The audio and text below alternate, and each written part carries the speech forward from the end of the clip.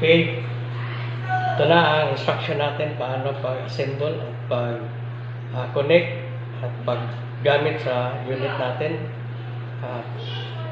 Pati yung sa generator, paano pag-adjust.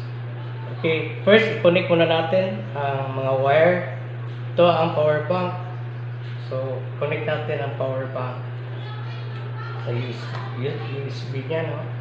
Then, tapos dito naman sa frequency generator.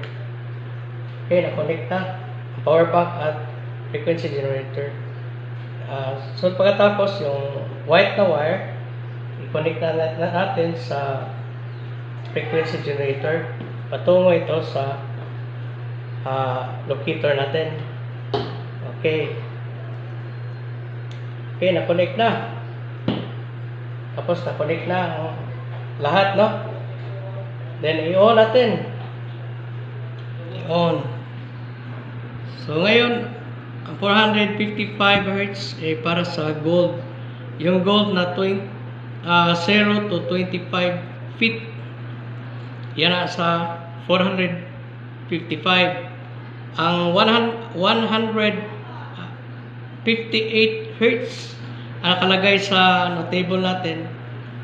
Yan ang abot ng 0 to 50 feet. Yung 30 ay 0 to 75 feet. Okay, nasa ano tayo, 455 Hz. So ngayon, nag-blink siya, hindi pa siya mag-work kasi hindi pa siya nag-run. Pindutin mo na yung run and stop. So i-run natin. Pag run, okay, pwede na siya gamitin. Pero kung mag-adjust ka, kung gusto mong mag-iba ang number, ibalik mo yung run. Then, plus minus ka.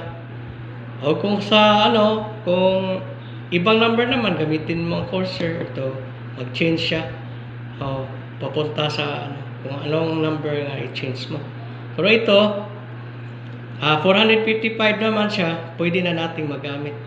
So, i-run natin pabalik. Okay. So, pwede nang gamitin natin 455. So, 455. So, ngayon, para